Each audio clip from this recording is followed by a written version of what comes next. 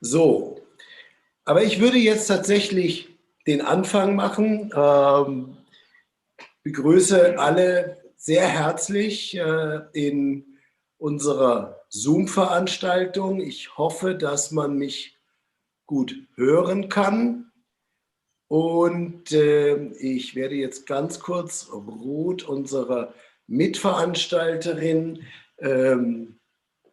von der Deutsch-Israelischen Gesellschaft, dann auch ganz kurz noch das Wort geben, dass sie auch noch ganz kurz auch für die GIG begrüßt. Ich möchte Omri Boehm ganz herzlich begrüßen.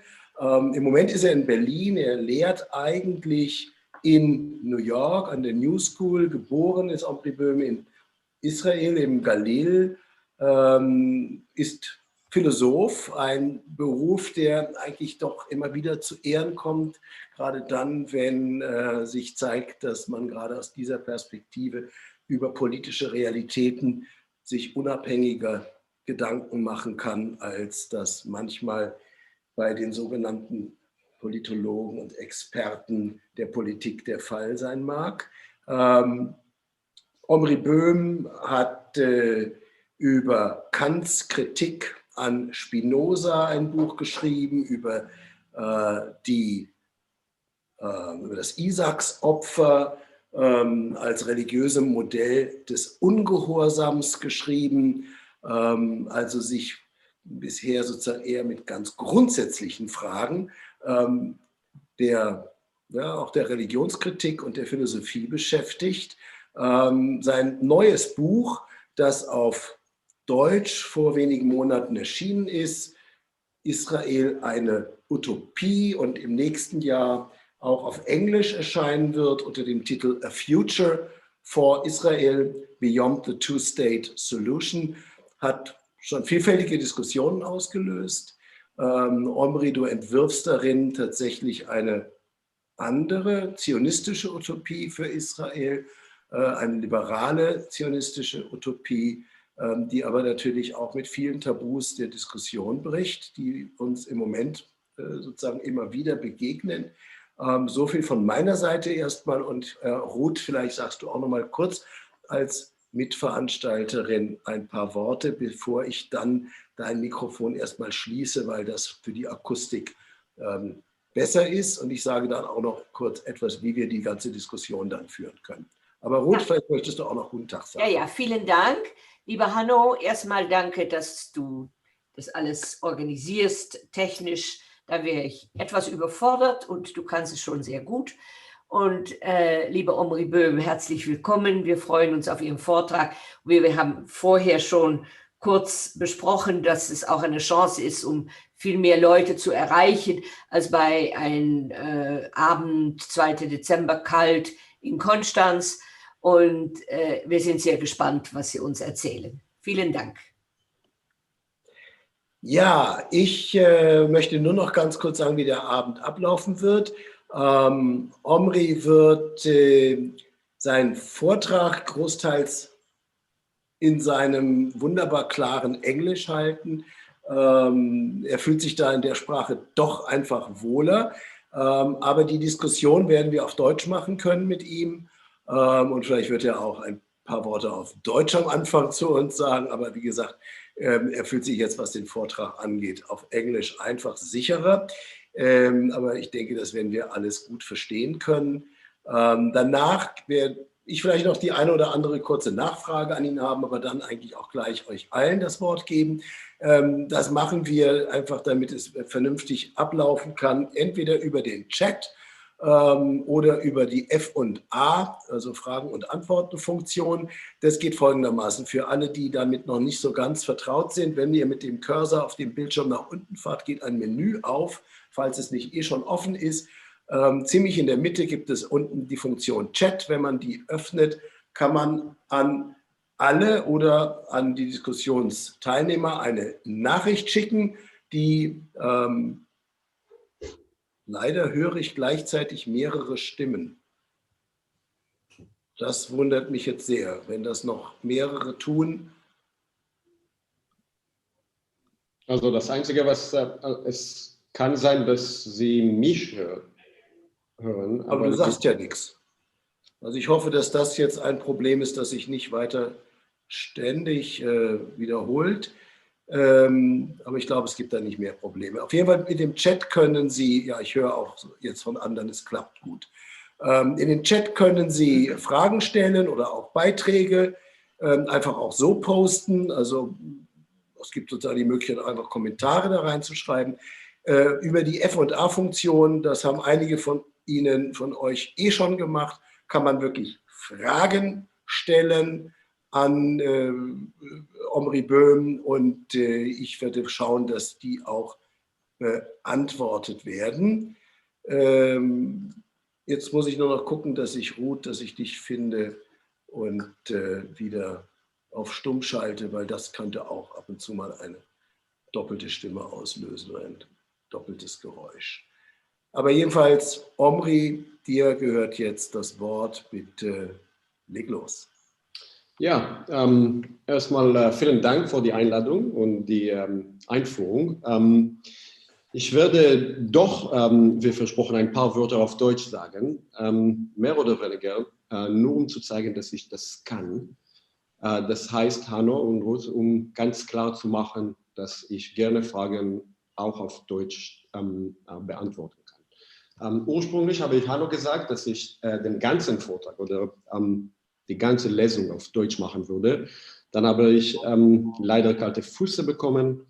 Also ich werde das jetzt auf Englisch machen, aber wie gesagt, es geht wirklich auch auf Deutsch. Wir können danach sehr gerne die Fragen stellen und die Diskussion auf Deutsch oder auf Englisch führen. Und ich werde jetzt versuchen, so klar wie möglich Englisch zu sprechen. Also ein paar Wörter jetzt auf Englisch, auch bevor ich einfach vom Buch mehr oder weniger ein bisschen lese. The book, one could say, has 4 chapters. Well, that's not one could say. The book has 4 chapters, but one could say it has 2 parts.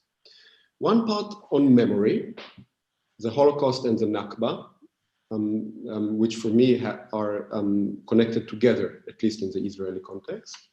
The other on the notion of citizenship, but more specifically even the notion of binational citizenship. And since today I will speak almost exclusively on citizenship and binationalism, there is, I think, no escape from saying a word, or more than just a word, a few words about memory. So just a couple of preliminary remarks on memory, and then I'll move on to read from the book, and I trust that in the so-called Q&A session, we can discuss then both themes in both English and German.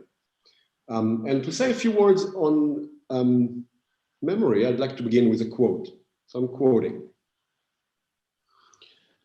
Quote, "We will have to do in the future 3 things.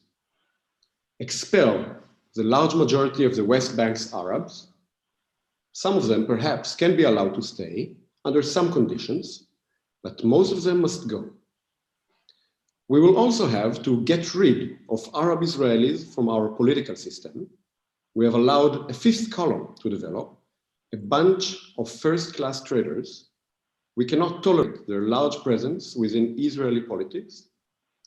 Third, we'll have to act completely differently in relation to Iran. Those 3 things would require us to change our war ethics."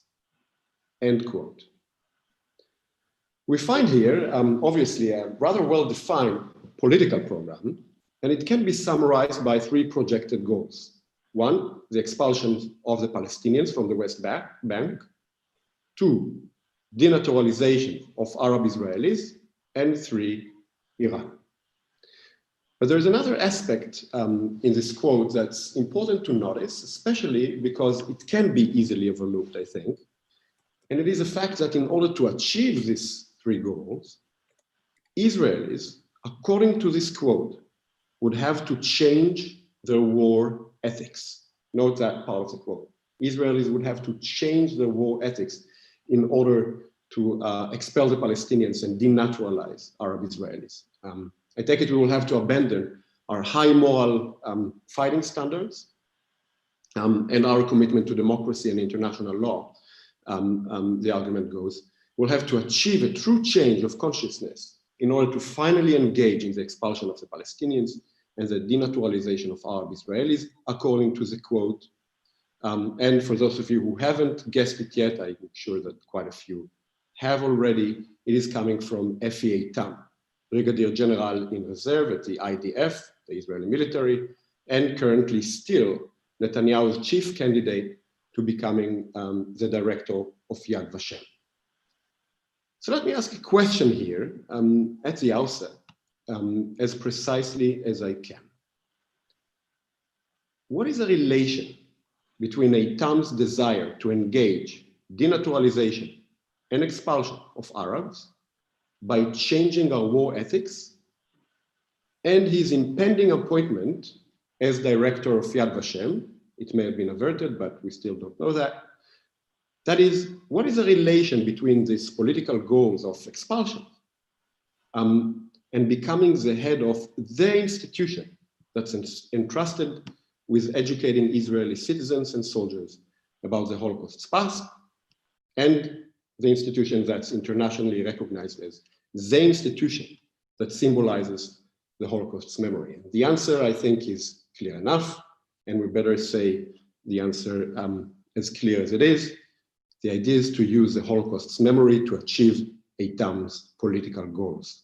That is, employ the Holocaust as a justification of extreme right politics, denaturalization based on race, and war crimes against the Palestinian people. That's worrisome. I hope most people in the audience would agree. It is first and foremost dangerous to the Palestinians, that too need to be said. And it is also dangerous to the continuation of the Holocaust's memory as a politically relevant and politically defensible past. Now, Hano is one of the initiators of a massive letter of protest against this appointment, the letter that I also signed, along with hundreds of others, asking to save Yad Vashem and its reputation from this horrifying appointment. But despite signing the letter and agreeing very much with its content, I want to begin here by arguing more explicitly, and I'm allowing myself to add, Hano will be able to correct me, that he does not disagree, that for those of us who have been paying attention, this impending development is not surprising at all. Eitam's appointment wouldn't at all be a break from Yad Vashem's tradition, but rather a culmination of the political use and abuse that this institution has been promoting for years. It is not surprising that we witness this degradation of the Holocaust's memory, since we have all been witnessing the irresponsible and insufficient response, frankly, almost lack of response, among academics, cultural leaders, and public intellectuals because of the alleged sanctity of the Holocaust's memory. Take, for example, one of the top advisors to Yad Vashem and one of the most highly respectable liberal Zionist two-state supporter, very different from Efi Eitam, that is Professor Yehuda Bauer of the Hebrew University in Jerusalem. Bauer, and again, extremely important authority on the Holocaust history, is on paper in Haaretz, the Israeli daily, defending the view that those who support the right of return, that is, the right of the Palestinians to return to the homes from which they were expelled in Israel's War of Independence, those who support the right of return promote, and this is now a quote, genocidal anti-Semitism. Genocidal anti-Semitism. Not just say Bauer disagrees with them politically. Not just say they're anti-Semitic even. Not just he agrees or he thinks their political jargon is right or wrong, wise or not. No. He draws on his full weight and authority as an expert of Holocaust studies and important Yad Vashem advisor, not at all controversial, unlike Efi Eitam, to claim that because the Jews have the Zionist right to a national home in Israel and return to their biblical homeland from 2,000 years of exile, Palestinians who wish to return to their national home, from which they were expelled 70 years ago, promote not a legitimate national aspiration, but a form of Nazism, genocidal anti-Semitism. And that's again from one of the greatest authorities of Holocaust studies and a liberal Zionist two-state supporter voice. So I want to ask, how far is the logic behind the position of consensual figure like Bauer, who speaks here about the right of return, especially if the two-state solution is over? How far is this position from Effie Eitam's position about expulsion? Logically speaking, how far is it to claim that the wish of Palestinians to exercise the right of return is a form of genocidal anti-Semitism? That is Nazism. From Eitam's claim that we cannot have too many Arabs in Israel, and therefore that they have to be expelled. If a Palestinian who speaks of her national rights is as such a Nazi, what right does she have to be in Israel? And the point is this: for years already, despite what we've all written in the letter, Yad Vashem has been playing irresponsibly with the Holocaust's memory. Here's another example. Its chief private donor is Sheldon Adelson, Trump's main donor. This has to be said clearly, I think, and criticized loudly, not in order to delegitimize memory, not in order to cancel this institution, Yad Vashem, for I believe that there is such a thing as cancel culture. This is something that's being now hotly debated in Germany. Cancel culture exists and has to be opposed, certainly in relation to institutions like Yad Vashem and the Holocaust's memory. But precisely because if we will not criticize those institutions and memory, if we will not criticize loudly those awful practices of memory, then we will not be able to ensure that they continue to exist. If we fail to criticize them, they will not continue to exist. And Eitam's impending appointment proves that we are already failing. The fact that it can even be proposed that he will become the director, even if in the end he will not, shows that something has gone wrong, deeply wrong. So the book, Israel, Eine, Utopie, the book opens with 2 chapters on the Holocaust and the Nakba and about the politics of remembering and forgetting, trying to connect them to the question of citizenship. I'm going to stop speaking about memory here. I just wanted to put this here for future discussion, and we can later on discuss how I might think that changing our political memory can change also our concept of citizenship. I want to stop speaking about memory and about the Holocaust and its commemoration now, and go and read some parts from the book that focus on the concept of citizenship.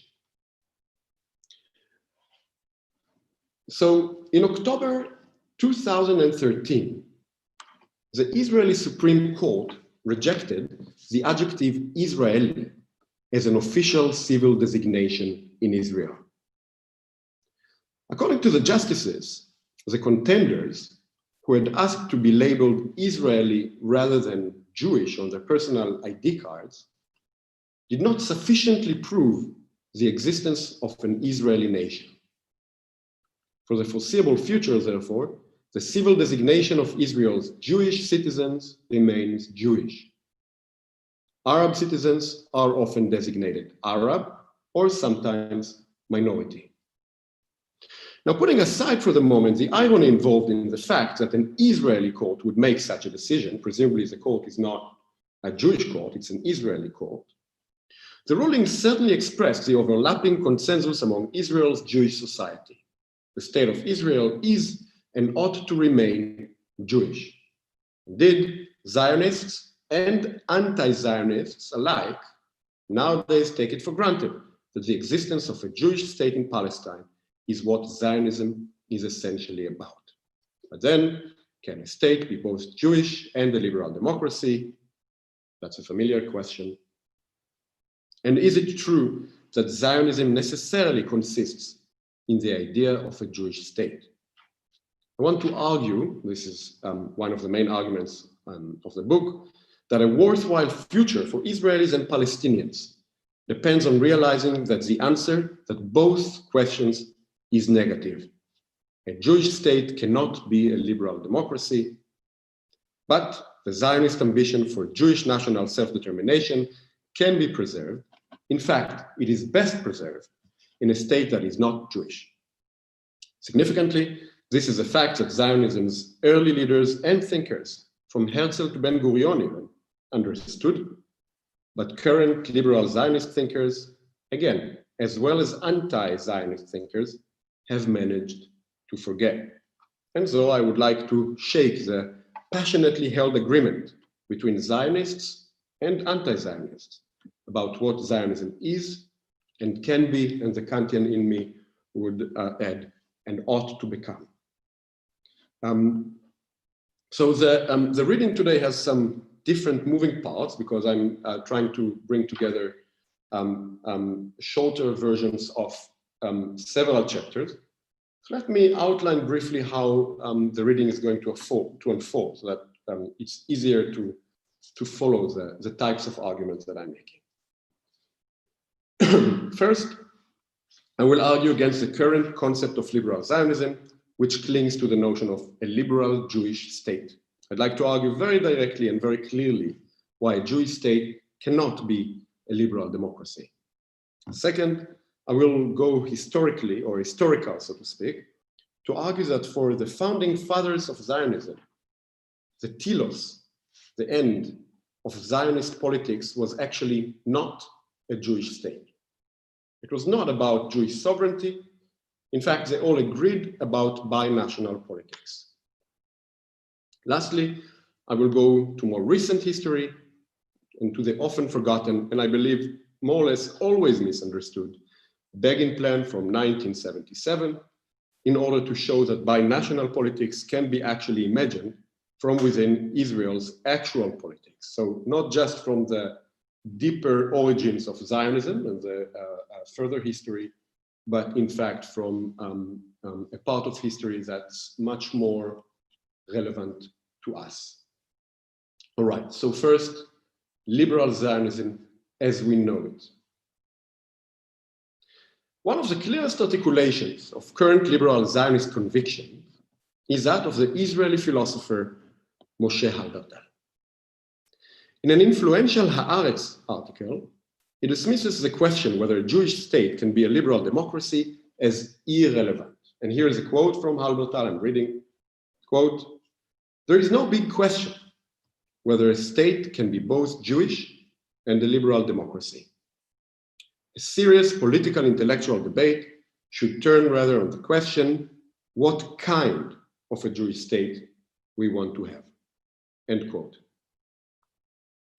It is worthwhile to return to what Halbertal has to say in this essay. It contains, I think, the most powerful articulation available to us of a liberal Zionism as we know it. So, according to Halbertal, in order to examine whether there is a contradiction in the notion of a Jewish liberal democracy, one must first, quote, find out what a Jewish state is. And he continues, and I continue to quote from Halbertal, "It is possible, of course, to ascribe the adjective Jewish a nationalistic or a religious fundamentalist meaning, and then to argue that a Jewish democratic combination is impossible. But this would be a circular argument and not very fruitful," end quote. Now, this charge of circularity that Halbertal raises is correct, but I think extremely misleading. The question at stake is rather whether any definition of the adjective Jewish and any definition of who's Jewish and who's not would allow us for a state that's Jewish and also a liberal democracy. Halbertal provides a clear answer in the essay, and it is the familiar one. Judaism obviously, that's true, Judaism obviously need not be understood as a fundamentalist religion or as a nationalist ideology. It can also be interpreted as a pluralistic cultural identity. Therefore, given that cultural neutrality is not, in Halbertal's view, necessary for democratic liberalism, he believes in the existence of a right to culture. There is no contradiction in the notion of a liberal Jewish state. Now, in an earlier paper, which Halbertal published with another prominent Israeli philosopher, Avishai Margalit, titled Liberalism and the Right to Culture, the two philosophers had argued that, quote, human beings have a right to culture, not just any culture, but their own. They claim that because one's personality is determined, among other things, by one's particular culture, one has a right to preserve this culture and ensure that it would flourish. Moreover, given this right, it is the state's duty to protect culture, not only in some cosmopolitan sense of the term, but to take off the gloves of cultural neutrality that sometimes characterizes liberal democracies and actively defend its citizens' rights to their particular cultures. And thus, according to Halbertal and Margalit, and I'm quoting from their article, by the way, published in the New Schools Journal of Social Research, quote, the right to culture in a liberal state permits the state to be culturally neutral, if at all, only with respect to the dominant culture of the majority, and only on the assumption that the dominant culture can take care of itself, end quote. To make this simpler, in his Haaretz article, then Halbertal simply applies this logic to the question of Zionism. While it is Israel's obligation to defend the rights of its minorities to their own culture, it is also its right, in fact, its duty, to defend its majority's right to Judaism.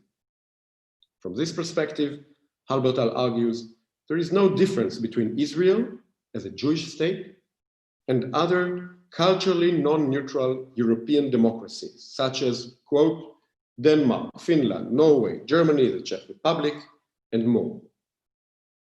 Let me add that other prominent liberal Zionist philosophers have made or assumed similar arguments, among them, as I understand them, Michael Walzer, Avishai Margalit, Joseph Raz, Chaim Gantz, and others.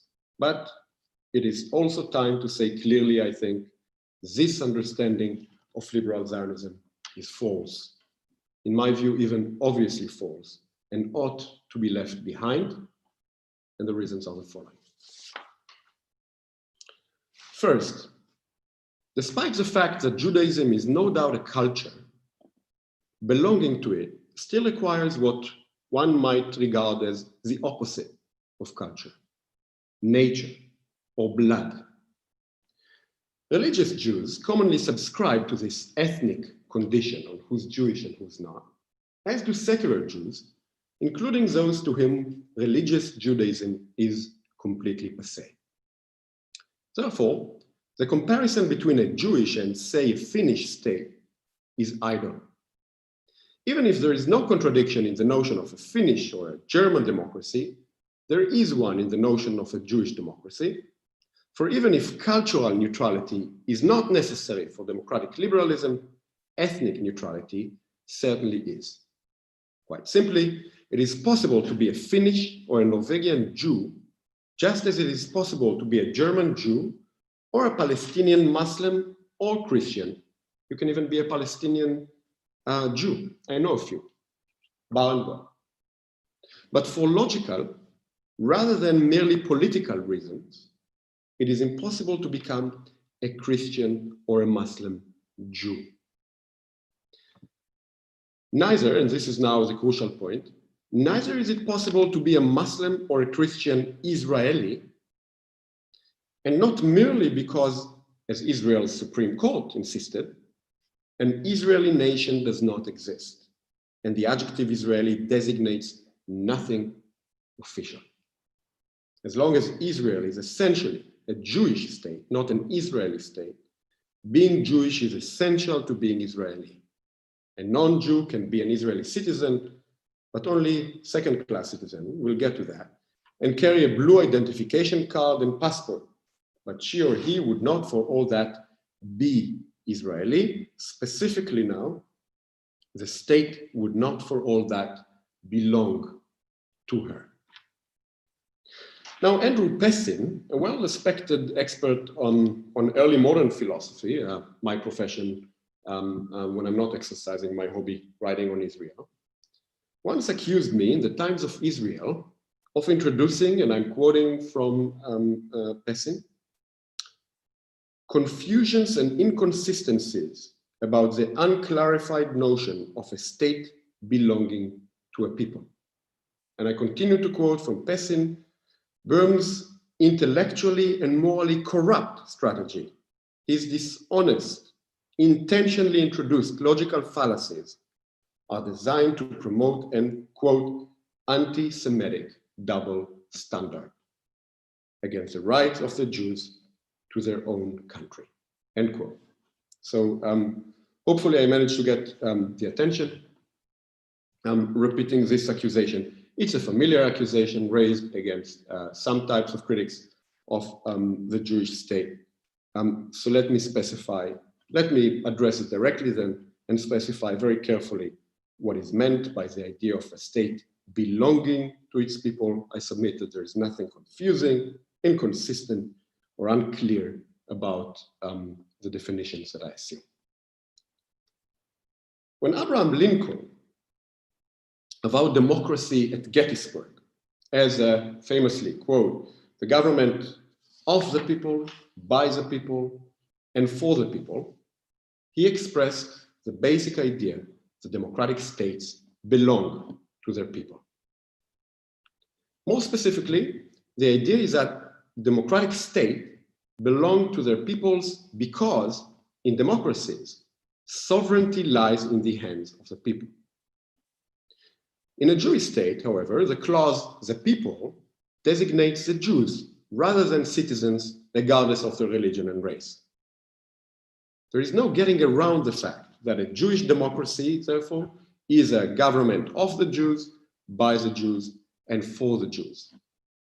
It is hard to imagine that any current Zionist, liberal or not, would deny that Zionism as we know it is bound to the idea that Jews have the right to their own sovereign Jewish state, to Jewish sovereignty. But then the analogy between the political standing of, say, an Italian Jewish minority and an Arab minority in Israel is futile. Jews in Italy are internally included in their state's political identity and ought to be insulted if anyone questions their belonging to the sovereign Italian people. Arabs in Israel, to put it simply, are not Jewish.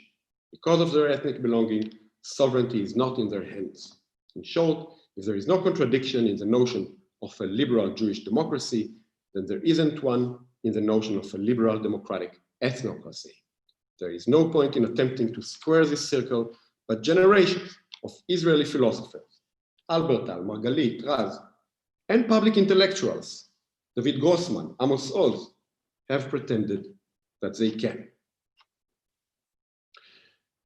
Now, it is common to argue that whereas Israel as we know it, occupying the Palestinians, for example, is not a liberal democracy, a Jewish state could have been one in principle if it had only granted non-Jews their full rights. On this prevalent view, the occupation corrupted Zionism. But this is only a contingent fact, an accident that happened to Israel around 1967. Now, this claim sounds commonsensical to many, I think, and it also gives hope to liberal Zionists. If the current situation is only contingent, we can still save Zionist ambitions by salvaging the two-state solution. The country could, in principle, treat the Palestinians differently than it has in the past, and it can do so also in the future. I want to argue that this optimism is false optimism. A Jewish state could not have treated the Palestinians in any other way than it has in the past, and it will not do so in the future. In fact, the idea that it could, in a way, constitutes liberal Zionists' perhaps deepest betrayal of liberal principles, and it is important to see why. An axiomatic assumption driving liberal politics is the familiar thought that in order to defend citizens' rights, political power must be restrained. Where the power of government can be abused, it would be. The separations of power, checks and balances, keeping church and state apart, and committing to binding constitutions are deemed, and this is important philosophically, necessary in order to prevent powerful individuals, classes, and groups from abusing their power and taking over the state, robbing sovereignty from the people. However, since a Jewish democracy expresses Jewish sovereignty, the idea that Jews in their state would grant non-Jews their rights, which clearly isn't successful in practice, isn't good even in theory. If it were, liberal democracies wouldn't be required at all. It would make much more sense, in that case, to let a wise, just sovereign govern and trust that he, I really think it would have been a he, that he would do a better job than the voting multitudes at ensuring the rights of citizens. This type of logic is, of course, familiar, at least since Plato's Republic, but it is hardly a liberal democratic one. It is time to admit that the Jewish people would not grant non-Jews the rights in their Jewish state any more than a benevolent tyrant would give people their rights in his state. In a liberal democracy, the sovereign people gives rights to themselves. The only question is who belongs to the people. Consider here again Halbertal's claim, which I quoted in the outset, that there is, that was a quote, no question whether a state can be Jewish and liberal. I'm quoting now from Halbertal. The only question is what kind of a Jewish state we want to have in Israel, end quote. The most telling word in this quote is, of course, the little word we. Obviously, it designates the Jews. Arabs are not included in the deliberation what type of a Jewish state we want to have in our country. Just imagine this type of logic in Germany or in Italy or in Austria. What would be the type of, who would be the political party that would support this type of reasoning? I want to insist that a worthwhile future in Israel, not just for Palestinians, also for Jews, demands that we finally overcome the self-deception that this is or can be liberal democratic logic. Now, the Jewish state, for the reasons that I pointed out here, and I think for other reasons, in fact, but I'm not going to everything, is not and cannot be a liberal democracy. So going on defending the Jewish and democratic slogan, all the more as Israel has obviously buried the two-state solution, and Palestinians, by the way, are not at all a minority in Israel. They constitute at least 50% within Israel's de facto borders. Going on defending in the 21st century the idea that ethnic politics can be liberal is as hopeless as denying global warming. The question is, do we have to leave Zionism behind? And I'm arguing in the book that in some sense we do, and that in some sense we don't. That is, if we cling to the prevalent assumption shared by Zionists and anti-Zionists alike, that Zionism's very essence is the existence of a Jewish state, that the Zionist idea of securing the Jews' right for national self-determination is synonymous with sovereignty, then liberal Zionism ought to be abandoned, as many people argue. But for this reason, now I think is an excellent moment to notice that this assumption is false. That is, Jews may well have the right for national self-determination, but the assumption that this right is necessarily or best defended in a sovereign Jewish state is, to say the least, debatable. I think it's obviously false. Insofar as defending Jews' national and cultural rights is at stake, rather than sacralizing Jewish nationalism, a sub-sovereign political autonomy within a constitutional federative structure could do a better job protecting Jewish education, art, and religion, and preserve the study and the status of Hebrew, a much better job than a Jewish state does. Needless to say, such a federative constellation would also do a better job protecting the national rights of Palestinians alongside that of Jews. Now, if such a sub-sovereign political entity in a federation with the Palestinians sounds like a post or an anti-Zionist utopia, then recall that Theodor Herzl's 1902 utopian novel, Alt-Neuland, envisions the socio-economic, cultural, and political life in the state of the Jews as a non-sovereign cultural political autonomy, lying side by side with other such autonomies under Ottoman sovereignty. The idea of a fully fledged Jewish sovereignty was altogether foreign to Herzl's thoughts, and that's the point now, and dreams. But he was not for all that less of a Zionist. Most Herzl interpreters have been tempted to assume that Alt-Neuland's Jewish autonomy model represented a break from his 1896 Zionist manifesto, The Jewish State, which, as seems to be obviously suggested by its title, stands for Jewish statehood and sovereignty. Either a radical shift in Herzl thinking, the argument goes, or an attempt to conceal his treasonous ambitions vis-à-vis Palestine's Ottoman rulers are responsible for Alt-Neuland's portrayal of the Jewish state as mere autonomous district in Palestine rather than a sovereign nation state. However, someone who has argued this beautifully and powerfully recently is Dmitry Chomsky, someone with whom often I agree and also often disagree.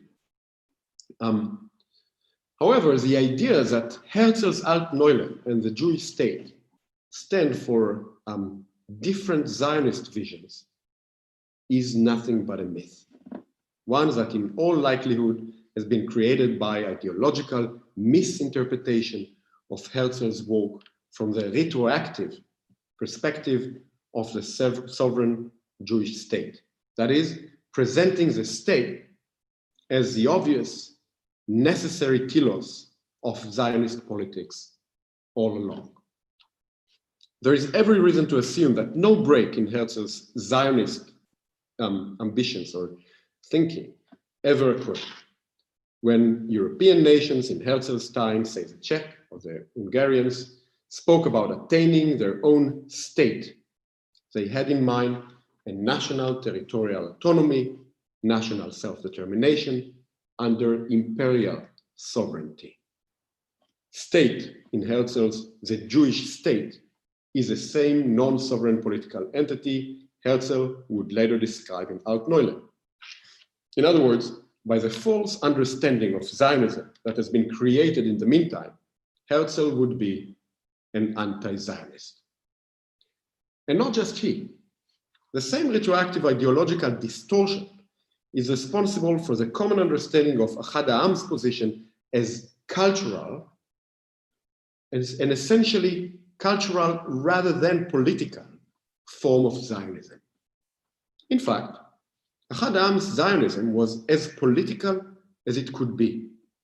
Well aware of the existence of a Palestinian people in the land, he advocated for a Jewish cultural autonomy in Palestine, existing alongside a Palestinian autonomy in one binational federation.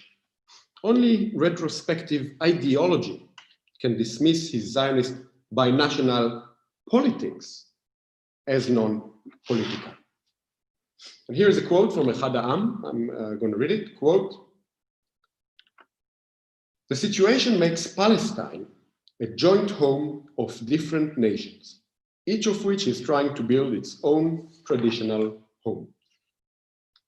In such a situation, it is no longer possible for the national home of one of them to be complete and encompass every aspect of this term, that is sovereignty. If you do not go about building your home in a field empty of people, but rather in a place where there are other homes and residents, then of course you can only be the sole ruler inside your own gates. There inside, you can organize your belongings as you see fit. But beyond your gates, all residents of the area must work together, and the overall leadership must be agreed upon for the benefit of all."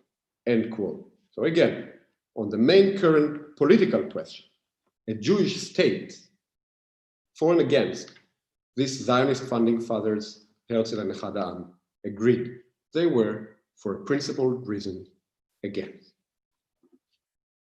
Now, in public consciousness, and sometimes also among experts, it is common to think that the binational Zionism of Echad Ha'am's cultural, rather than allegedly political soul, enjoyed no lasting continuity, or that if it did, then only among the far-fetched Brit Shalom movement, elaborated by intellectuals like Martin Buber or Magnus or Hannah Arendt in some formation.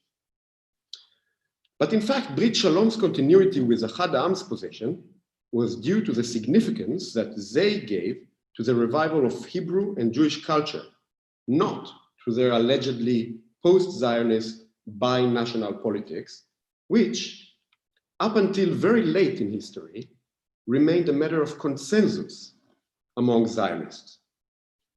For example, criticizing Brit Shalom in 1926, Jabotinsky, the raving right-wing Zionist nationalist, objected to their wish to establish a Jewish state too soon, while Palestine's Jewish population was still a tiny minority. However, on their binational plan, Jabotinsky made sure to emphasize there is absolutely no disagreement. Quote, here's a fast quote from Jabotinsky for time's sake. For those of you who know Jabotinsky, this is often very surprising, right? Quote, "The future of Palestine must be founded, legally speaking, as a binational state." End quote. If I hadn't told you that this was Jabotinsky, I could have convinced you that this was Hannah Arendt, commonly regarded as anti or post-Zionist. It's coming from Jabotinsky, the father of Menachem Begin, and allegedly of people like Benjamin Netanyahu. Ben-Gurion, similarly to Herzl and Jabotinsky, was initially committed to an autonomous national district under Ottoman sovereignty as well. Once the empires collapsed in the aftermath of the First World War, he began advocating for a sovereign Jewish state, but he had anything but abandoned his vision of a decentralized government, very much akin to Jabotinsky's idea about a binational state in which both Jews and Palestinians exercise national self-determination in cultural autonomies. That is, by sovereignty, when Ben-Gurion starts speaking about sovereignty, up until 1936, he seems to be meaning, for the most part, national self-determination. Here's a quote from Ben-Gurion. I'm quoting. "Whatever kind of government there will be in Palestine, in such a country with such a great multiplicity of races, ethnicities, religions, international political connections, and socio-cultural doctrines, it is impossible that there could be one law and one government. The situation in the country necessitates an autonomous arrangement for all the many habitations in Palestine. Our aim is not to rule over others, not to be a ruler nation like all the other ruler nations. Our goal is that we be masters of our own fate, no more than that and no less. All other notions undermine our existence in Palestine. I want to emphasize here something. I'm reading again a quote here. Our aim is not to rule over others. When Ben-Gurion, a reader of Plato, by the way, emphasizes that it is not our aim to rule over others as a ruler nation, he does not speak of a regime like the West Bank's military occupation, which of course back then he could not foresee. He spoke of Palestinians living in a Jewish state under Jewish sovereignty. Back then, at least, he understood that a Jewish and democratic formula is contradictory. Autonomy was thus the desired model for both Jewish and Palestinian self-determination. The Jews would be able to run their lives, but without corrupting themselves as a ruler nation. In other words, not the occupation corrupts Zionism here, but the idea of Jewish sovereignty over others. Now, in the early 30s, again, the early 30s, the principle that was outlined in the paragraph from Ben-Gurion, which I just read, were gathered into a quasi-constitutional document drafted by Ben-Gurion himself, titled Assumptions for Determining a Governmental Regime in Palestine. In this document, Ben-Gurion specifies his vision, and I'm quoting again. Palestine would become a federal state whose subsections will be, 1, the municipal government of the village and the city, which is completely independent. 2, cantons that comprise autonomous states within the federal Palestinian government. Every canton is able to write its constitution for itself. No canton can pass a law that restricts or violates the rights and equality of another canton's residents. Every citizen has equal rights in all cantons. 3, the national autonomy would have complete authority in the areas of education, culture, and language, according to the constitution that would be passed by the founding assembly. End quote. Once a quintessential Zionist consensus, then, the idea of binational federation was obliterated from Zionist political thinking. And I'm not entering here how it was obliterated, but in very brief, it was obliterated by the Holocaust and by the idea of transferring the Palestinians, the fact that the politics of transfer became possible in Palestine. In our post-two-state solution era, the political question that we have to ask, I think, is the following. Can such binationalism, Zionist binationalism, be revived? Is it possible to think such politics from within Israel's actual politics, in view of the reality of the Jewish state that already exists, in view of the occupation of the Palestinians? And I want to suggest that despite appearances, and despite this being admittedly very far-fetched, it can at least be imagined, and it ought to be imagined. Now, it is all too common in order to see how it can be imagined. I want to go to the Menachem Begin plan that's revived in the book, and say a few surprising words about this, I think. And with this, I'm going to finish and we can move to the discussion. So it is all too common nowadays to speculate whether Rabin, if he was not murdered, would have managed to push through a two-state solution, or to debate how far Ehud Olmert or Ehud Barak were prepared to go in order to achieve separation from the Palestinians. These idle what-if speculations, I think, mostly reveal the limits of our thinking, the barriers imposed on what seems possible and what cannot be imagined under current political constraints and taboos. It would be much more fruitful today to turn the gaze further back to Menachem Begin.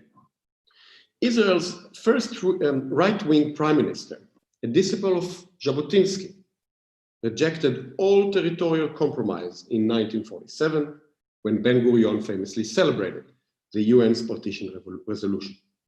In the late 70s, however, when pressed by President Carter and Egypt's President Anwar Sadat to include an offer to the Palestinians as part of the peace agreement with Egypt, he returned to them with a surprising plan.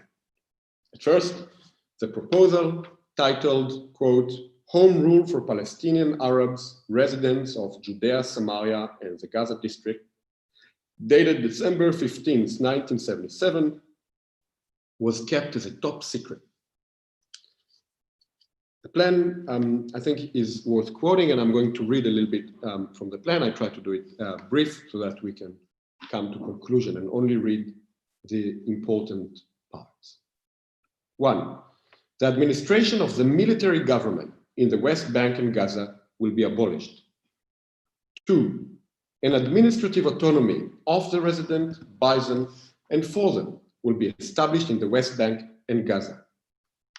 3, all administrative affairs of the areas of the West Bank and Gaza will be under the direction and within the competence of this Palestinian Administrative Council.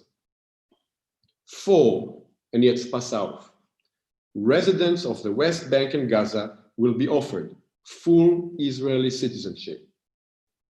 5, a committee will be established with representatives of Israel, Jordan, and the Palestinian Administrative Council to determine, quote now, well, it was quote so far, norms whereby Arab refugees residing outside the West Bank and Gaza district will be permitted to immigrate to these areas in reasonable numbers. Begin specified in a separate letter to Carter that they speak of numbers in the 100,000s. That's a comment about the, what was it in Yehuda Bauer, genocidal anti-Semitism, the right of return. 6, residents of the West Bank and Gaza who choose Israeli citizenship will be entitled to vote for and be elected to the Knesset. 7, residents of Israel will be entitled to acquire land and settle in the areas of the West Bank and Gaza. Arabs, residents of the West Bank and Gaza, that is, whether citizens or those who chose not to be, will be entitled to acquire land and settle in Israel. 8, residents of Israel and residents of the West Bank and Gaza will be assured full freedom of movement and freedom of economic activity in Israel, the West Bank, and Gaza. End quote. Now, most Israelis are unaware that a plan of this sort ever existed. Those who do remember it have heard of the Begin Plan, and they call it the Begin Autonomy Plan. And they know that Begin offered Palestinians mere autonomy, but the most striking element in this plan, namely the fact that this autonomy was coupled with the option for full Israeli citizenship to every Palestinian, remains overlooked. Not just overlooked. When Israelis hear of that part of the plan, they are confident that the facts are wrong, the facts that I just read you, and that this plan ever existed. And I understand why. It simply contradicts the world as we have come to know it. Israelis grasp correctly that whereas offering Palestinians a mere autonomy is giving them less than a state, so far the story makes sense, offering them autonomy and full Israeli citizenship goes a long way towards a binational one-state federation. By the way, experts' views are similar on this point. They tend to either dismiss Begin's plan as a mere weird anecdote or to evaluate this program from within the axiomatic two-state prism. In a 2016 book that's dedicated to the viability of the two-state solution, Nathan Thrall, one of the strongest commentators on the Israeli-Palestinian conflict, this is no coy statement, he is a wonderful commentator, I'm saying this because I am going to criticize him here, mentions the Begin plan as an interesting anecdote, pointing out that it was later dropped, quote, to the great relief of subsequent Israeli government. But not much more than that. Cesar Siska, in his newly published, defining really top research on the history and aftermath of Begin's autonomy plan, treats it primarily as a program that's designed to prevent Palestine, a plot to undermine the Palestinians' aspiration to national sovereignty. But I want to suggest that there is another way to look at this allegedly anomalous, surprising plan, and that is to view it from outside the limiting constraints of the two-state prism. Begin's proposal contained a remarkable step, not just to preventing Palestine, although surely that too, but to a binational one-state solution. Not an ideal step, not one that could or should satisfy the Palestinians' demands, but still a plan that breaks the main barriers on our ability to imagine what's possible and what's not as we move into one-state reality. For one thing, whereas it is true that the Palestinians aren't offered full national sovereignty in this program, this is Siska's point, I take it, full national sovereignty is not required for national self-determination, as I've pointed out earlier, not for the Palestinians and not for Jews. More significantly, by offering Palestinians in the West Bank and Gaza full Israeli citizenship, they are offered meaningful participation in Israeli sovereignty. Now, that's the crucial point now. Whereas sovereignty belongs in democracies to the people, in a Jewish state, as I argued here and made it particularly strong, the people are the Jews, not all citizens as such, not even if all Palestinians are offered citizenship. And yet here precisely lies the absolutely crucial point. It is due to this fact, that is, a Jewish state is a state of the Jews, that offering citizenship to all Palestinians seems inconceivable from within the familiar Zionist axioms. And therefore, Begin's plan in this view does not just prevent Palestinian sovereignty. It also transforms and radically reshapes the meaning of Jewish sovereignty in Israel, pushing it not to the limit, but definitely beyond the limits of Zionism as we've come to know it, and into a politics that's more familiar from the original binational Zionism. Only once we finally abandon this axiomatic two-state prism and the related assumption that national self-determination must be achieved through full sovereignty for Palestinians or Jews, can Begin's plan become a subversive tool. Not just subversive, also a constructive tool. Not to preventing Palestine, but for imagining a binational one-state federation in which liberal Zionists of the future will have to begin to imagine. The plan's power consists in the fact that whereas binational politics is today rejected as post or even anti-Zionist, it is in fact fully continuous with the original Zionist consensus. And of course, no one would dismiss Begin as a post-Zionist. And here is a point: the Knesset did it.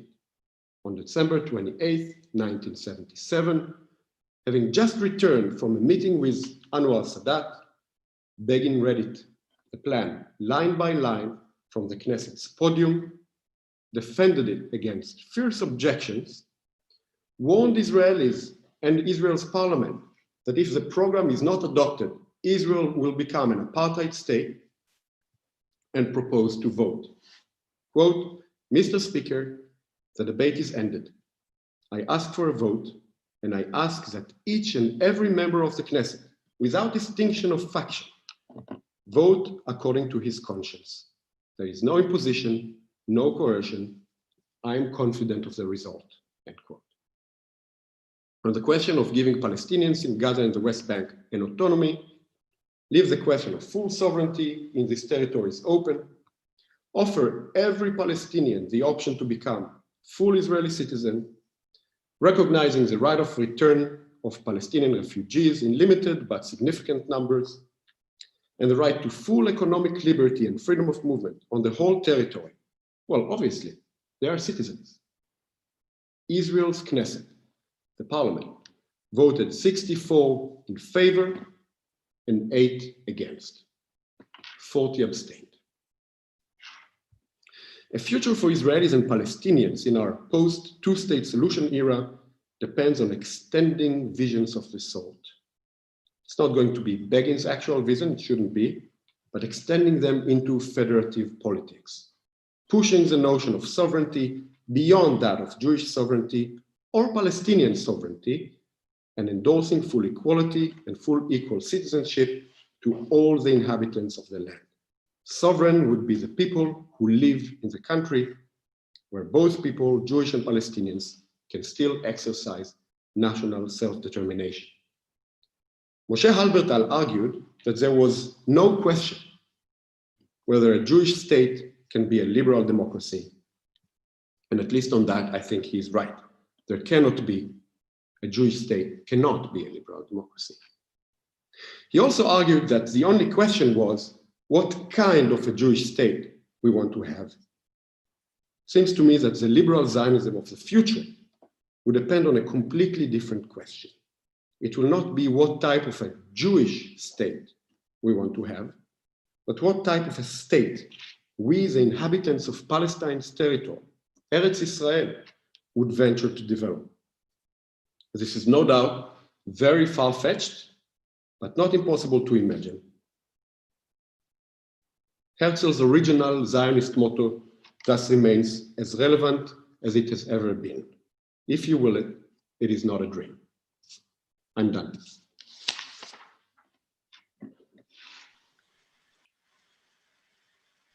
Omri, vielen Dank für diese spannende Einführung in dein Buch. Du hast es tatsächlich geschafft, durch deine Argumentation einen sozusagen Weg hindurchzuschlagen, der sehr neugierig macht, es ganz zu lesen.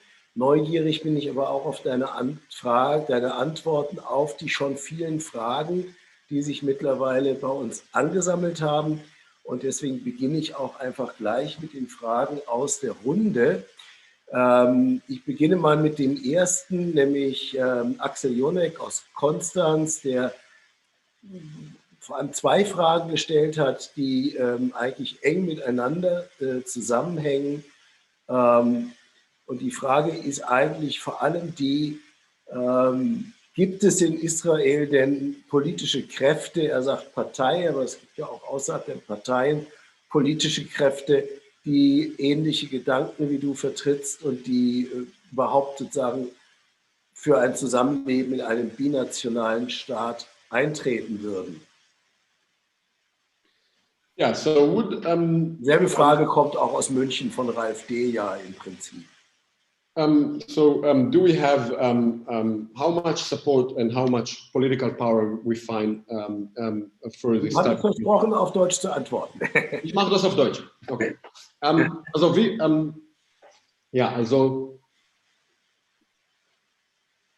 die Antwort, ist kompliziert. Natürlich gibt es gerade nicht viele Kräfte, die eine solche Politik unterstützen.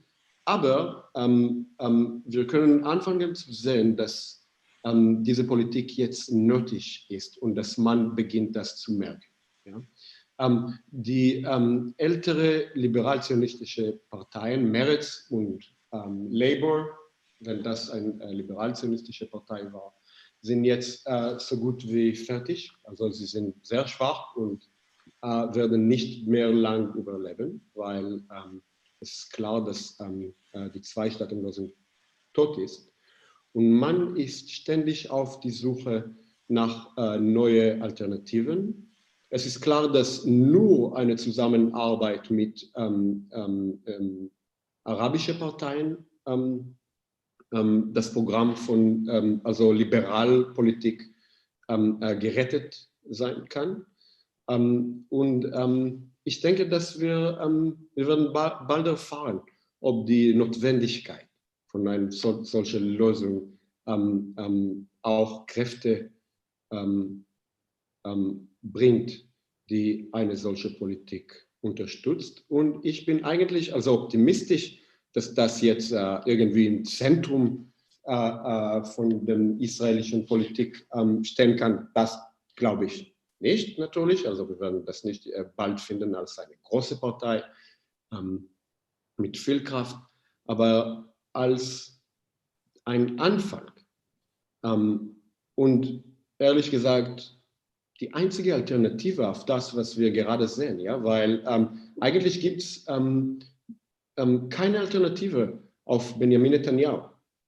Alle würden, also wenn Netanyahu jetzt nicht im Likud war, wurden mehr oder weniger alle israelischen Parteien, die rechts zu den Vereinigten Liste, the Joint Party, the Joint List, können mehr oder weniger zusammensetzen in einer Koalition. Die Israelis, die noch links denken, oder nicht mal links, sondern liberal, würden bald entscheiden müssen, ob sie zusammen mit den Arabern Politik machen oder zusammen mit den Rechten. Von daher sehe ich doch, dass es auch Hoffnung für eine solche Politik gibt. Die nächsten Fragen, und es sind eigentlich mehrere, schließen eigentlich direkt an das an, was du gerade gesagt hast. Und ich werde mal die Fragen zusammenfassen.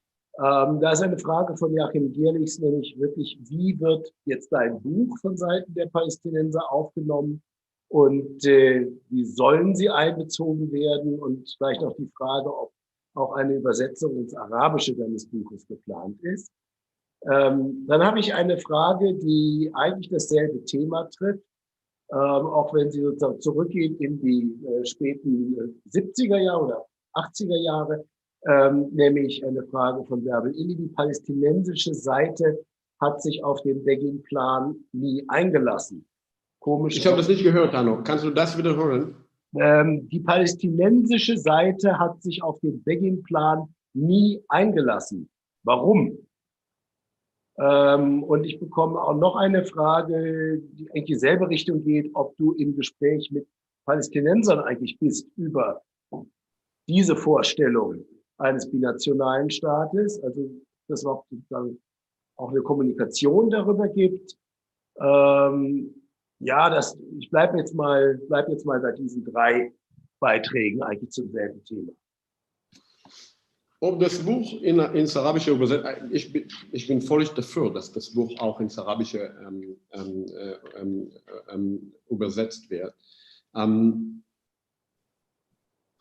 Aber ja, Hanno, ich mache das auf Englisch, weil jetzt sind Ja, drei Fragen so. Okay. It's hard for me to speak for Arabs. Interestingly enough, and this is part of my program. Tut mir leid, Hanno, aber das wird nicht. Go on in English.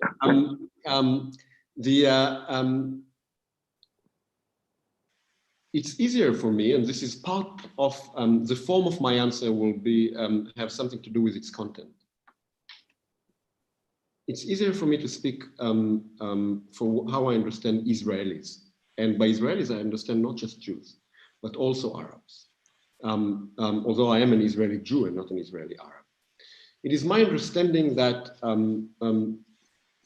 slowly Israeli Arabs see themselves more and more as part of Israeli society, and that a political union that will be genuinely equal, that will mean a genuine joint representation, will enjoy a lot of support among Israeli Arabs. I did not run a poll. I also have the advantage that I speak as a Kantian. Kantians, I don't know if this is surprising. Ein Kantianer, das muss ich Kantianer, ja. Uns sind die Fakten eigentlich weniger wichtig. Ja? Mir ist wichtig, was sollen wir machen? Ich denke, die Araber sollen das unterstützen. Und ich denke, wir fangen an auch zu sehen, dass sie das machen. Sicherlich innerhalb von Israel, aber möglicherweise auch außerhalb von Israel. Und hier gibt es einen wichtigen Punkt. Es gibt gerade, there is at the moment a vacuum of leadership. A vacuum of leadership inside Israel, but also a vacuum of leadership within the Palestinian society, as far as I can say, as far as I can see. Abbas, for example, is hardly a convincing leader, and it's not clear who is going to be the next leader who is not corrupt and is truly interested in the rights of the Palestinian people. There is at the same time, as I said, a vacuum of leadership on the Israeli left, and there is not just a vacuum of leadership because we still haven't found the next beautiful general who will come on a white horse and save the Israeli left against Benjamin Netanyahu, but rather there is a vacuum of a political program. And it seems to me that the right political program that will speak for a joint politics of Arabs and Jews will be able to fill the political vacuum for Arabs and Jews. And we'll have a lot of convincing. So I'm realizing I'm not answering the question directly, but I am answering it to the best of my ability indirectly. The answer is, there seems to me that for the time being, there's not a lot of support, but there is some support. But there seems to me that there is a huge vacuum of leadership and political thinking on both sides, and that this vacuum can be filled by giving courageous, imaginative, just political programs. Do I think that this is far-fetched? Yes, I think it's our only chance. Ich schließe mal eine Frage an, die dazu eigentlich, wenn man so will, gut passt, von Amin al-Maghrebi. Inwiefern schaden die Antinormalisierungsbewegung und Kampagnen wie beispielsweise BDS den gemeinsamen israelisch-palästinensischen Kampf für zivile Rechte der Palästinenser in Israel und den palästinensischen Gebieten? Wie nehmen Sie solche Bewegungen wahr und haben Sie, also diese Bewegungen, BDS zum Beispiel, haben BDS und andere eben ihre Arbeit und Aktivismus, also deine Arbeit und Aktivismus schwieriger gemacht? Eine spannende Frage, finde ich. Sehr.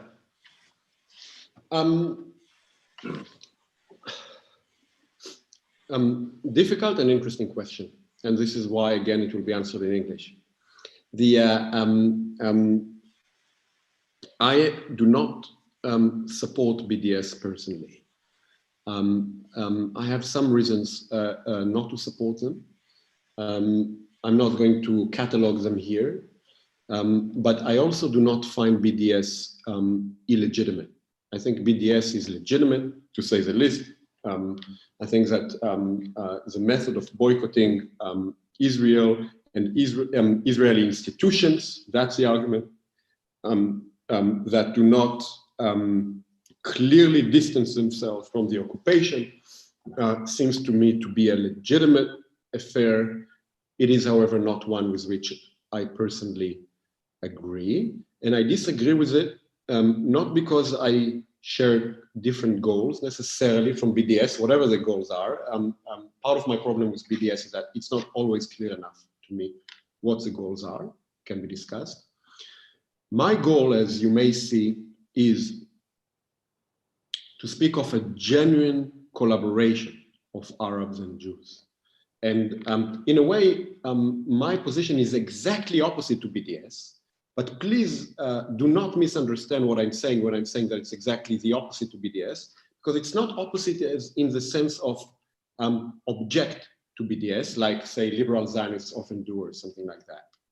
It is exactly opposite in its radical nature, because I also agree that normalizing the Israeli occupation by sitting again Israelis, nice Israelis and nice Palestinians to have talks is just a form of eternalizing the occupation. We're going to continue to talk for the next 50 years and have nice, Israelis will present themselves as nice liberals, while the Palestinians will be under military occupation. I'm very much against this normalization of the Israeli occupation.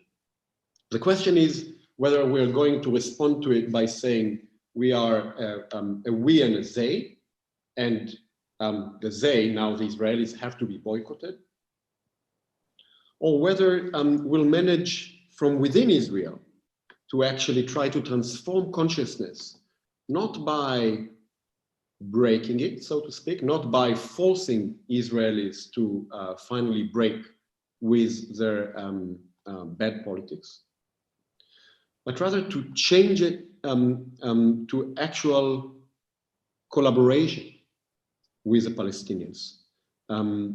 That is, I think, my method, and this is why I do not see BDS as, I think, a joint Arab-Jewish party, which in some sense is exactly opposite to BDS, is the most radical thing that we can offer. I think that speaking about Jews who will abandon the Zionism of the Jewish state and speak very clearly about the Nakba, speak very clearly about the fact that in order to establish a Jewish state, the Palestinians had to be expelled. Make that talk about history as part of their politics. I think that this is much more radical than BDS, and much more, and cannot live with it. So it will not, in the party that I would like to see forming, that party will not be able to support BDS, but it will be much more radical in its insistence on collaboration, because unlike anti-Zionist parties, that party will have the power to transform Zionism and to transform our concept of citizenship. That's why I'm not a big BDS supporter, since this is a talk that's taking place in Europe and, well, in German, let's call it. It's not. Let me say that I think that the BDS Beschluss of the German Parliament is a disaster. I personally am no BDS fan. I'm on paper criticizing Judith Butler's position on BDS, but BDS is a legitimate activity, and the delegitimation of it is grotesque. Danke, aber ich glaube, du bist sehr auf die Frage wirklich eingegangen. Ich glaube, die hat ein ähnliches Ziel eigentlich verfolgt, zu fragen, also ob Kooperation nicht viel radikaler ist als Boykott. Ich habe zwei Fragen von Hans-Peter Büchi. Ich muss versuchen, sie ein bisschen zusammenzufassen, denn sie sind sehr lang, aber ich versuche es. Er hat gleich auf Englisch gefragt. Why do you speak of the right of return as Resolution 194 was a non-binding resolution of the UN General Assembly? Apart from that, more than 70% of the Palestinians were immigrants themselves, respektive their descendants. Damit ist, glaube ich, gemeint, 70% of the Palestinians were already immigrants in Palestine, because there was migration in the Middle East. I guess that's the point. Hans-Peter Büchi also asks about your perception of the Balfour Declaration, which he says became part of the international law in San Remo in 1920, and that the Balfour Declaration spoke of a national home for the Jewish people, whereas the civil and the religious rights of the existing of other communities had to be protected. Already in 1918, the politicians spoke of a later Jewish state, which was also in compliance with Article 22 of the Statutes of the League of Nations. This did not work because already in 1920, I still quote, the question Amin al-Husseini started to fight the Jews because Islamic rule does not allow on Dar al-Islam any state governed by non-Muslim. So the question is, would Muslims tolerate a non-Muslim state on territories in the Middle East? The so-called peace agreements with Jordan and Egypt are mere armistice agreements. Read the still valid, never changed charter of the PLO demanding the destruction of Israel. Why did Abbas, so that is coming to a question, why did Abbas not accept Israel's offer in 2008? Full stop. Do you really want me to answer everything? How much time do you give me? No, start with the end. Why did Abbas not accept Israel's offer in 2008? I did not hear the name of the gentleman who asked the question, but I think that I understand the overall picture and the overall details, and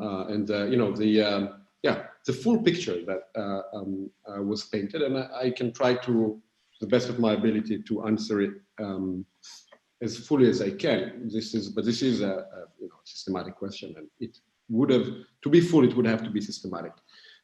First, about the why did Abbas not accept the offer?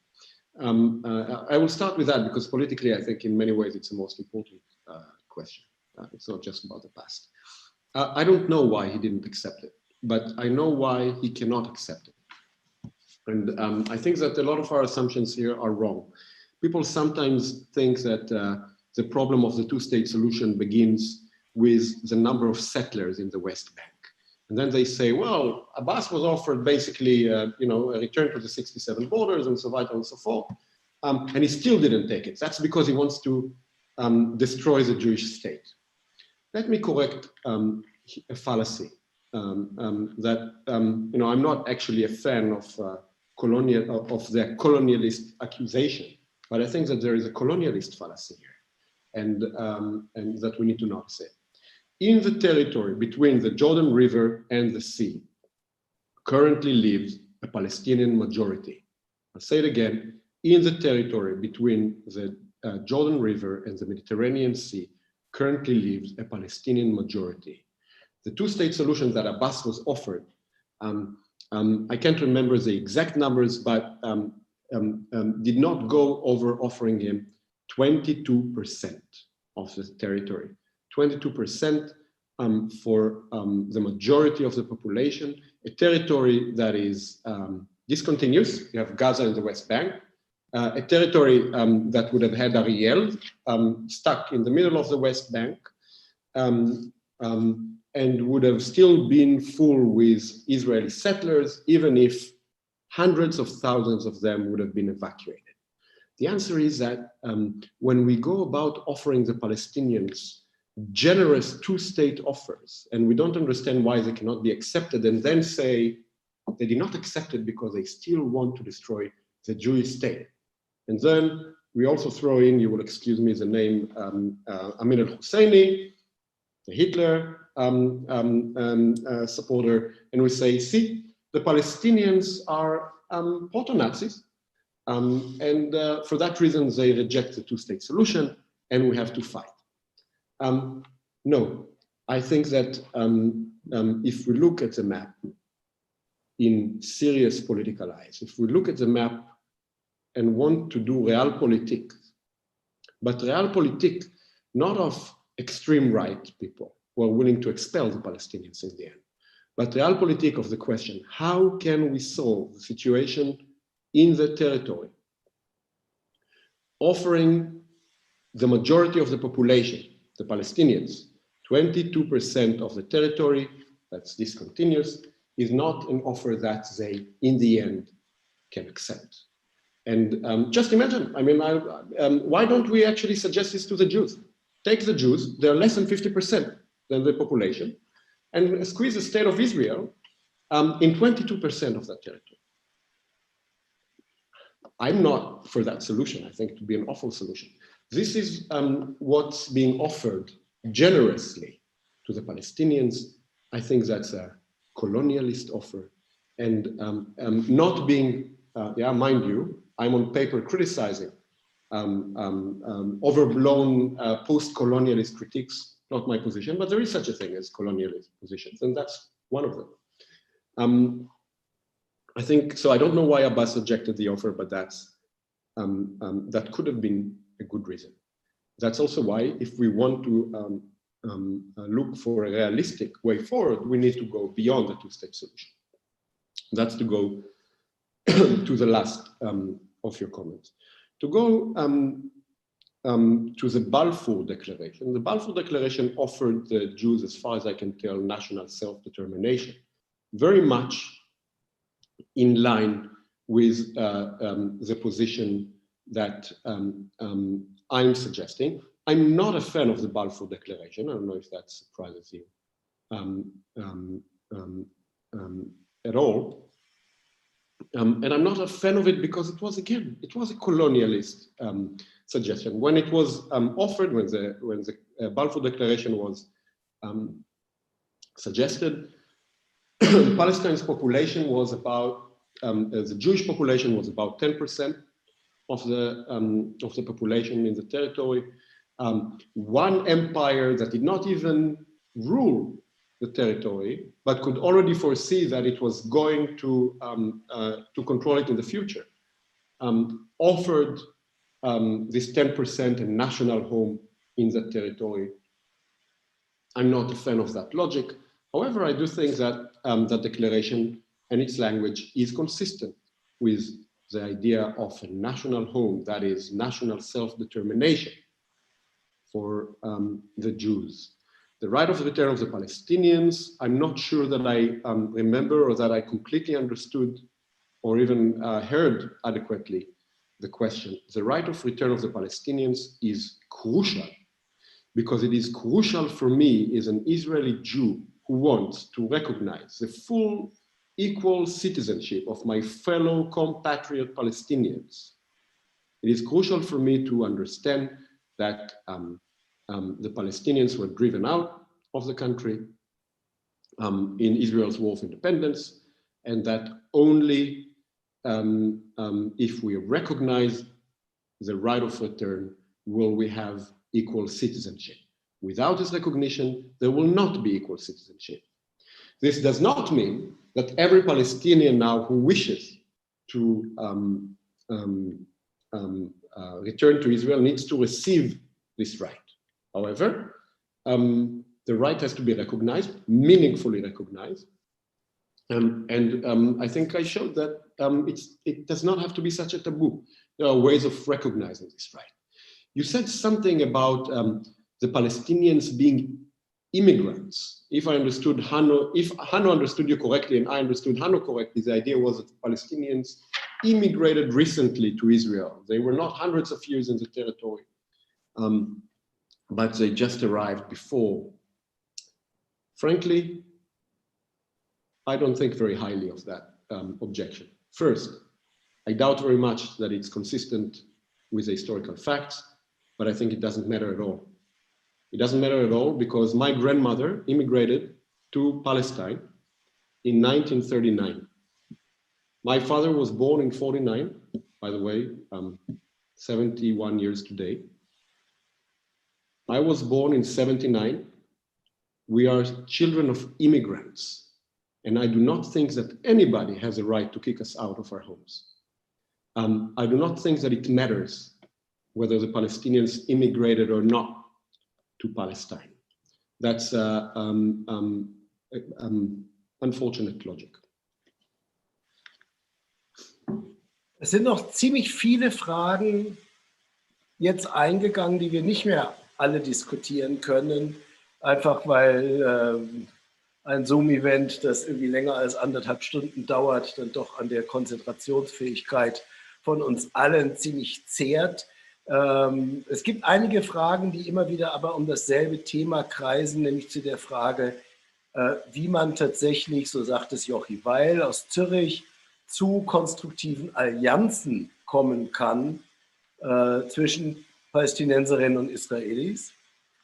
Oder wie man arabische Staaten, auch die Frage ist hier gestellt, es gibt ja im Moment so eine Entwicklung, dass Israel Beziehungen aufnimmt mit arabischen Staaten, ob man die tatsächlich dafür gewinnen könnte, solche Überlegungen und Vorstellungen zu unterstützen. Das ist sozusagen eine Frage, aber da hast du eigentlich sehr deutlich darauf geantwortet, dass du dir das wünschst, aber durchaus auch nicht sozusagen so optimistisch bist, dass das sozusagen von heute auf morgen gleich passiert. Let me be more optimistic. Sorry. No, I'm listening. Es gibt eine Frage, die ich am Ende doch noch mal ganz kurz stellen möchte, weil sie kommt von Ruth, also Ruth Frank, unserer Mitveranstalterin. Sie schreibt, I don't agree with you at all about the acceptance of BDS. Ich habe dich jetzt ehrlich gesagt nicht so verstanden, dass du irgendwie BDS besonders unterstützen würdest. Dann schreibt sie weiter, Ruth schreibt weiter, they are not helping anybody, neither the Israelis nor the Palestinians. Okay, I see the question. I can answer this briefly. Thanks, Ruth. I'm not sure, it depends on the meaning by the term acceptance of BDS. I accept BDS as legitimate. I do not support BDS. By the way, go and search my article against BDS in the Los Angeles Review of Books. I disagree with Judith Butler's logic, and I argue at length why I think it's a fallacy. But I believe it's definitely legitimate, and I think that it's legitimate for several reasons. But I'll give you the fastest one. The fastest one is that the Palestinians have a right to resist. I wonder what you would make, what types of resistance do people in Germany, say, Austria, think that the Palestinians have as a legitimate type of resistance? I take it blowing buses in Tel Aviv is illegitimate. Hopefully we all agree about that. I definitely agree about that. I also think that shooting Qassam missiles from Gaza arbitrarily on southern Israel is completely illegitimate. I do think that targeting Israeli soldiers is not illegitimate. Just as Israel has a right to defend itself, the Palestinians have the right to defend themselves. And fighting against the Israeli military is a legitimate action. That is, it is not a form of terrorism.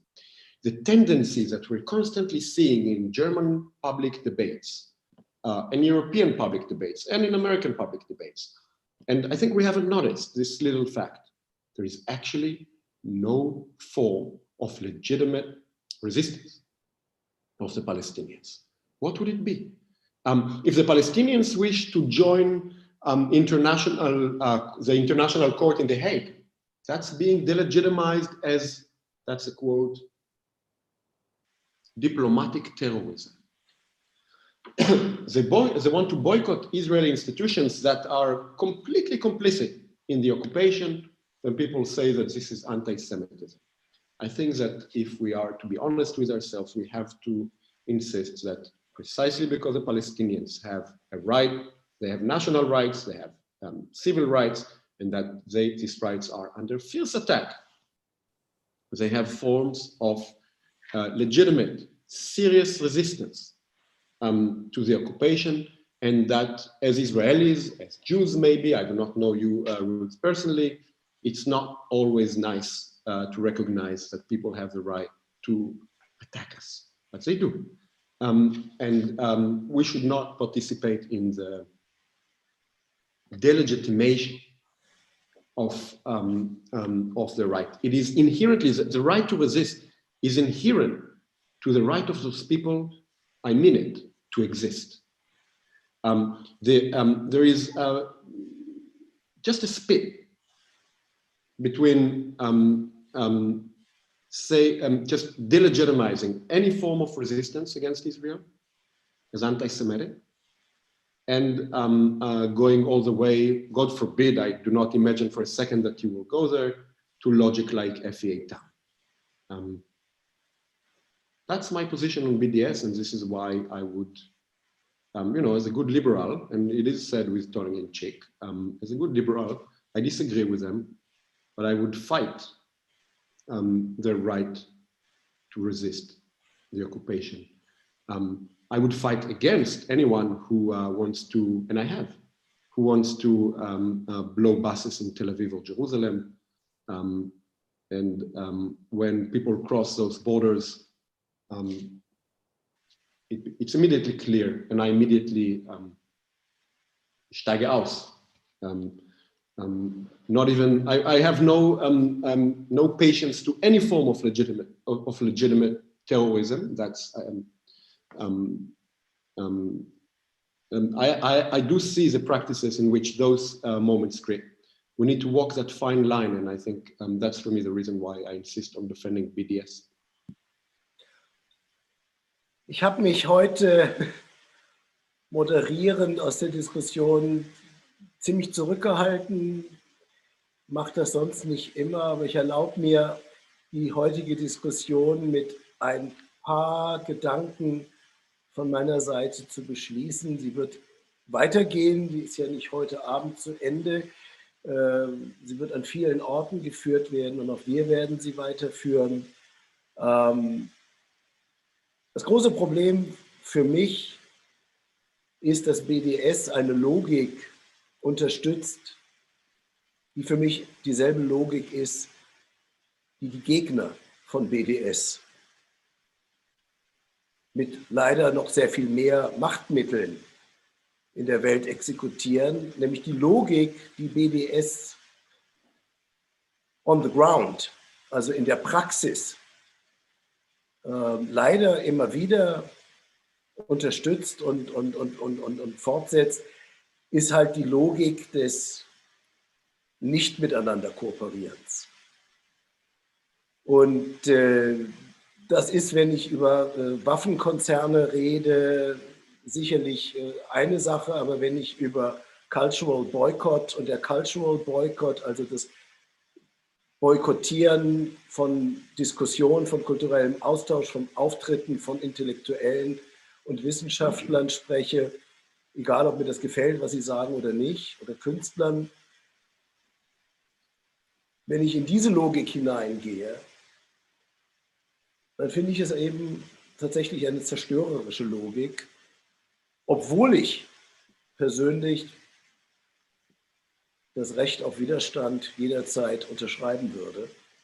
Und ich würde auch jederzeit widersprechen, dass die Logik diese sozusagen tatsächlich auch Torpedierens von Gespräch antisemitisch ist. Ich finde sie einfach nur politisch dumm.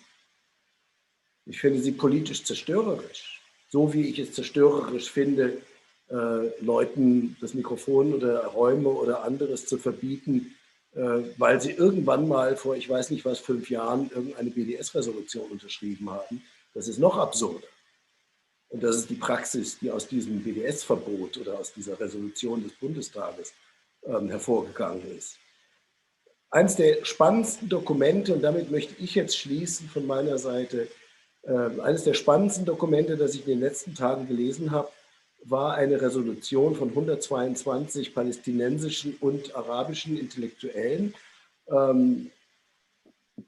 Palästinensern, arabischen Intellektuellen in Frankreich, Amerika, unterschiedlichen Orten, aber eben auch in Israel und in der Westbank oder in Palästina, die sich sehr intensiv mit dem Antisemitismus beschäftigt haben und damit beschäftigt haben, was die Wirkung des Tabuisierens von BDS ist, nämlich eben auch das Zerstören jeder Diskussion. Und das Interessante ist, dass sie eigentlich zu dem Schluss kommen, dass das Ziel dieser Anti-BDS-Kampagnen auch gar nicht BDS ist, sondern der Versuch, jede Diskussion darüber zu verhindern, wie aus Israel und Palästina ein binationaler Staat werden könnte. Also diese 122 Verteidiger des Rechts auf Widerstand, palästinensischen Widerstand, haben im Prinzip auch eine wichtige Linie überschritten, sie nämlich auch vom separatistischen, essentialistischen, arabisch-palästinensischen Nationalismus wegbewegt und eben auch in dieses unsichere Terrain, das dein Buch aufmacht, nämlich das Nachdenken über Form von gemeinsamer Staatlichkeit und geteilter Souveränität. Also es gibt eben schon palästinensische und arabische Intellektuelle, die das auch tun, zum Teil mit persönlichem eigenen Risiko. Ich gehe mal davon aus, das sind potenzielle Leser deines Buches. Wenn das nächstes Jahr auf Englisch erscheint, sicherlich. Auf Deutsch werden sich die meisten der Unterschreibenden dieser Resolution vermutlich schwer tun. Ich kann im Moment nur empfehlen, dieses Buch zu lesen und möchte heute Abend dir und allen, die bis jetzt ausgeharrt haben in dieser Diskussion, ausgeharrt sage ich ganz bewusst, weil mehr als 1,5 Stunden Zoom halte ich normalerweise nicht aus. Da sind wir jetzt schon deutlich drüber. Und es waren viele Leute, wir waren am Anfang fast 100 im Zoom und nochmal 50 auf YouTube. Es werden sicherlich nicht mehr ganz so viele jetzt sein. Es war ein voller Saal, den wir heute hatten, und der war ziemlich groß, weil die Teilnehmer kamen von Wien bis Zürich und Berlin und sonst wo hineingeschaltet. Vielen, vielen Dank, Omri Boehm. Wir werden uns sicherlich in Hohenems noch mal sehen, und wie gesagt, allen, die noch Kommentare, Fragen, und es sind viele, im Chat und in Frage und Antwort hineingestellt haben.